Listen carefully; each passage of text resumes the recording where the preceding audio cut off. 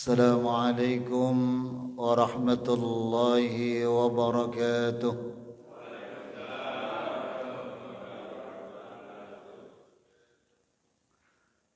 Alhamdulillahilladzi arsala rasulahu rahmatan lil alamin wa hadana ila siratil mustaqim. صراط الذين أنعمت عليهم غير المغضوب عليهم ولا الضالين. الصلاة والسلام على نبينا محمد وعلى آله وأصحابه أجمعين. قال الله تعالى في كتابه الكريم: بسم الله الرحمن الرحيم. لئن شكرتم لأزيدنكم ولئن كفرتم إن عذابي syadid. Sadaqallahul azim. Amma ba'd. Ibu bapak yang dicintai oleh Allah Subhanahu wa taala, kalau cerita ini tidak usah diceritakan, kita sudah bisa baca. Namun unik, seorang sahabat yang tidak terkenal, nyeleneh, menyesal setelah meninggal. Sya'ban radhiyallahu an, seorang sahabat ketika masuk masjid dia mencari tempat yang tidak mau mengganggu orang lain dan tidak mau diganggu oleh orang lain. Selalu duduk di pojok. Masuk masjid, duduk di pojok. Dulu di zaman Rasulullah tidak ada yang usil. Mungkin kalau sekarang usil.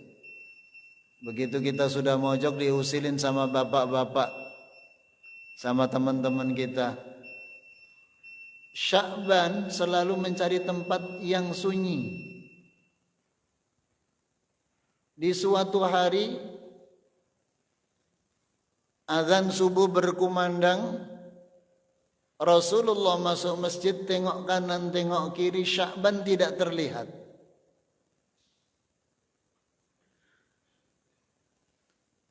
Inilah hebatnya Rasulullah. Tidak ada satu jamaah, tidak kelihatan satu jamaah dicari oleh Rasulullah. Bu, ada nggak ibunya? Kalau jamaah di sini nggak datang satu orang, dicari nggak sama DKM?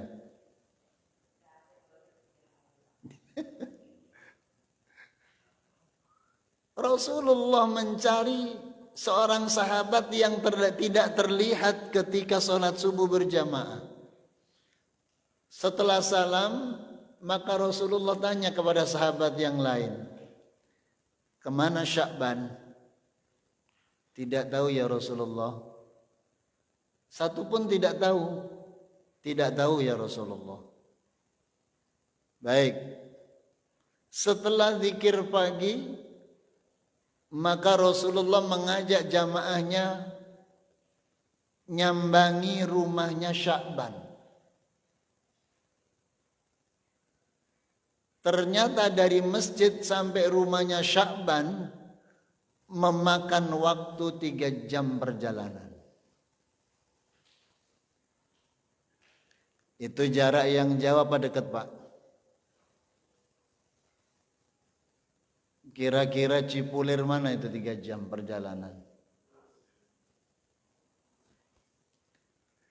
3 jam perjalanan dari masjid menuju rumah Sya'ban. Bayangkan kalau subuhnya sekarang 4:06, berarti dari rumah dia jam 1 malam berangkat.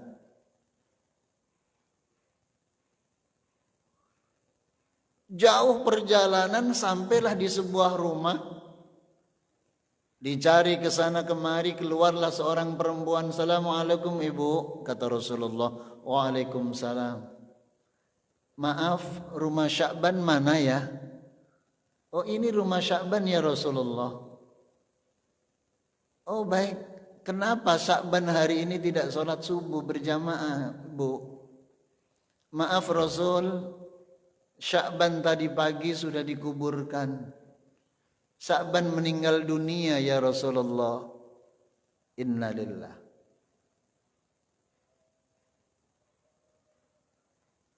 Tidak sholat jamaah, meninggalkan sholat jamaah ketika rohnya sudah tercabut dari tubuhnya. Tapi aneh ya Rasul. Apa itu ya, Bu? Ketika Sya'ban meninggal, dia ngigau. Ngigau apa? Yang pertama, kenapa tidak lebih jauh? Lalu, kenapa tidak yang lebih bagus lagi? Kemudian, kenapa tidak banyak? Kenapa tidak banyak? Maka istrinya tanya kepada Rasulullah, "Apa itu ya Rasul?"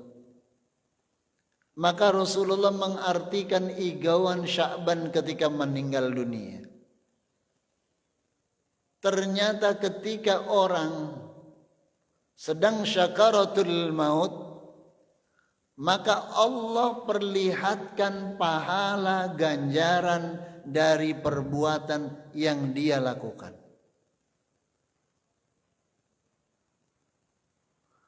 Maka kita lihat sering orang meninggal senyum. Ada juga yang agak sedikit menangis, bahkan mengeluarkan tetesan air mata. Ada yang melotot.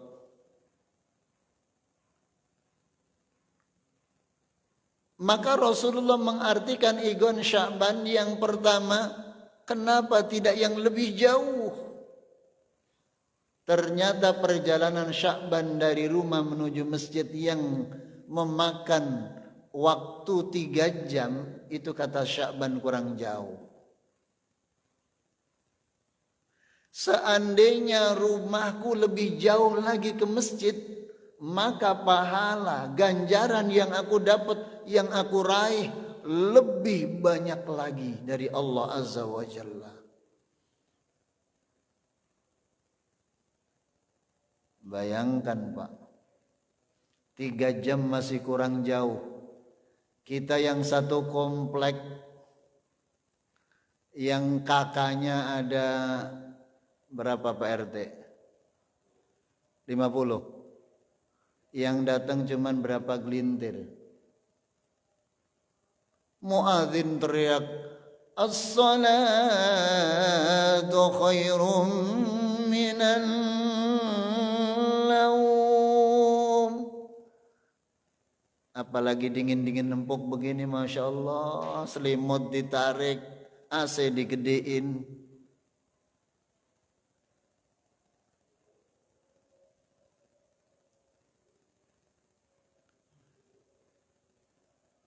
Di Indonesia begitu banyak masjid dibangun, indah, bagus, mewah, besar. Tidak menggambarkan Indonesia Islamnya maju.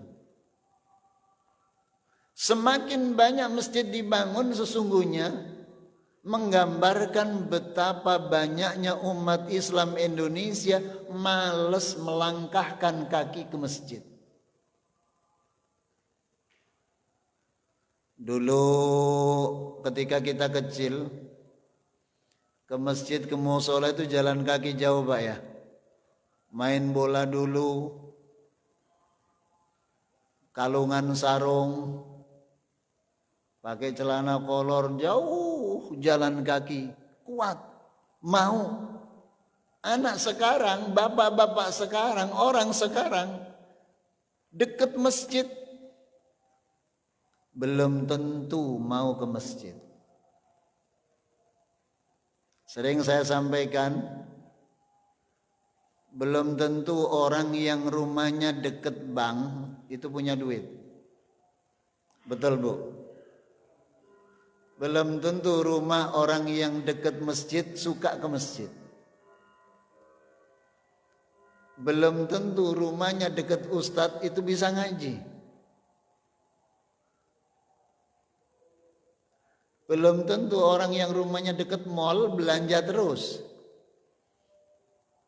Maka harus kita bangun meniru Sya'ban yang rumahnya jauh, tapi dia mau sholat jamaah. Yang nilainya setiap langkah 2 nilai. 1 diampuni dosa, 1 dicatat pahala. Semakin jauh rumah kita dari masjid, semakin banyak pahala yang kita raih, semakin banyak dosa yang terhapus oleh Allah Azza wa Jalla. Dan bukankah Sabtu, Ahad, habis maghrib, jamaah ini selalu dikaji, kajian-kajian fikih, hadis, bahkan ada 4 mazhab ya. Tapi ternyata belum mampu untuk menggoyak kolbu orang-orang kita. Mengoyak kolbu saudara-saudara kita untuk ke masjid, cinta Quran. Ini kelihatannya kan yang datang kan ini aja. Betul, Pak?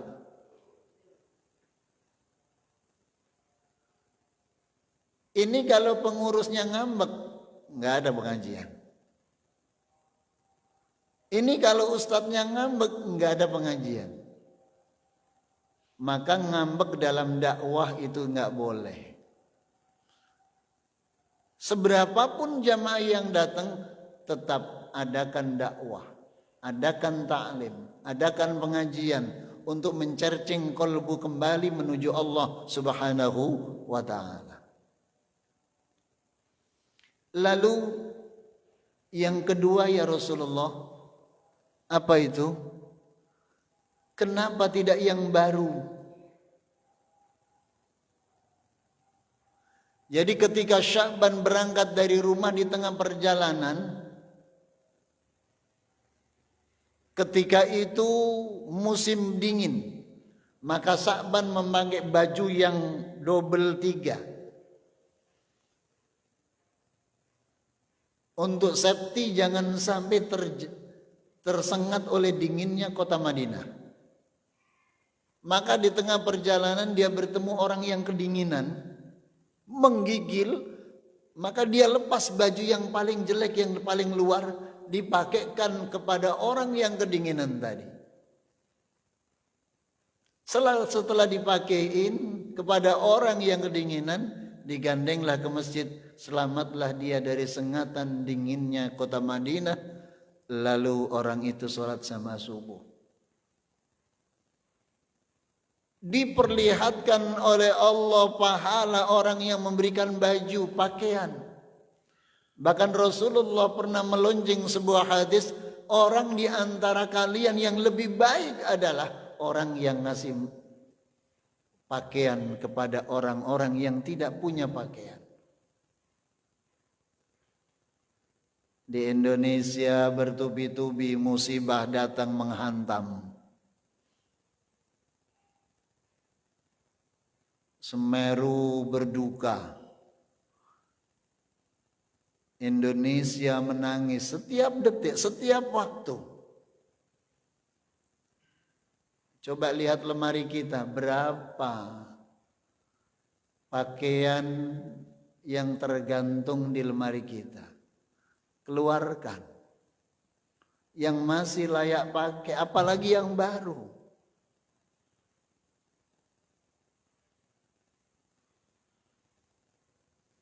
Tidak memberikan kepada orang diuel-uel dikasih kresek, tidak. laundry, plastikin, setiap orang menerima bantuan kita langsung dipakai, wangi.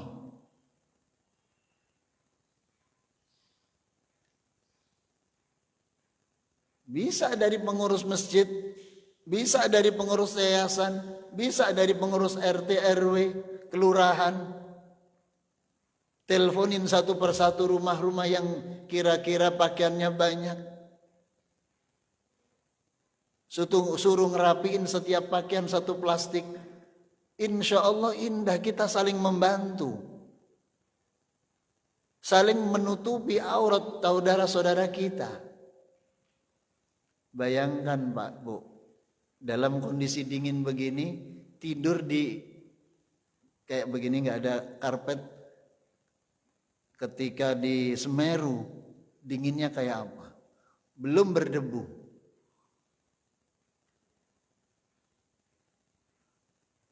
Kemarin Dik Doang WA, Mas Ustadz, ikut andil nggak yayasannya untuk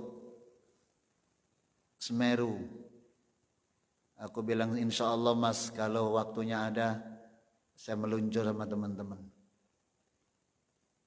Karena Dik Doang juga lagi mengumpulkan dana untuk Semeru.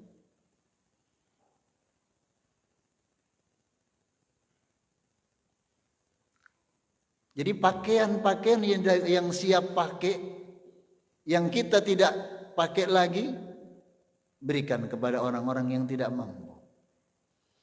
Lalu yang ketiga, kenapa tidak banyak? Ketika Sya'ban hendak sarapan pagi, dia membuat 3 lapis roti.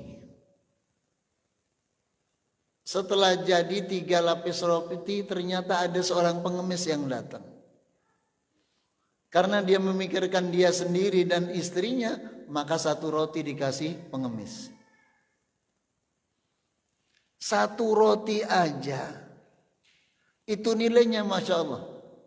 Yut'imuna tu'am fi hubbihi miskinan wa yatiman wa yasira.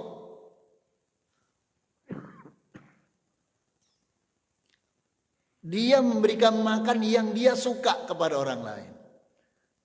Dia suka apa? Apa yang disuka, apa yang disukai, dicintai makanan itu dikasih kepada orang lain. Diperlihatkan pahalanya begitu besar.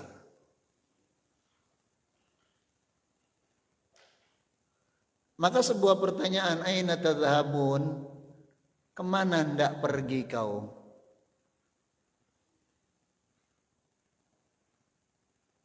Harta yang kita kumpulkan tidak selamanya bersama kita. Rizki yang kita kumpulkan tidak selamanya kita yang menggunakan. Maka sebelum ajal roh tercabut dari tubuh kita, nafkahkan harta itu, sedekahkan harta itu.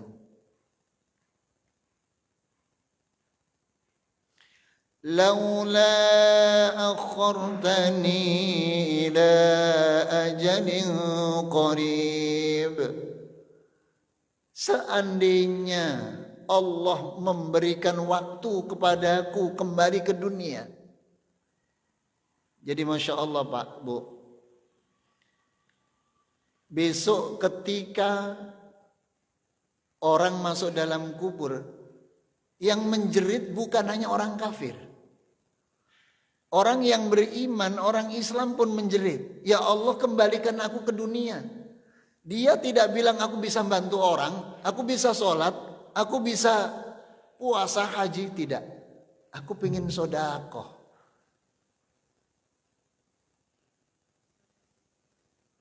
Aku pengen sedekah ya Allah.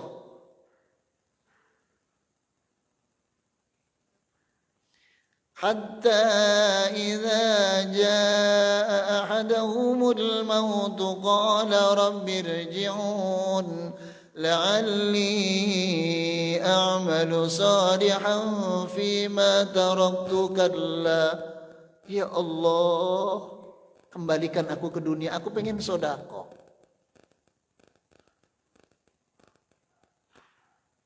Bayangin ini bapak-bapak, ibu-ibu diam dulu. Kalau bapak-bapak yang cari duit untuk bahagiakan istri dan anak.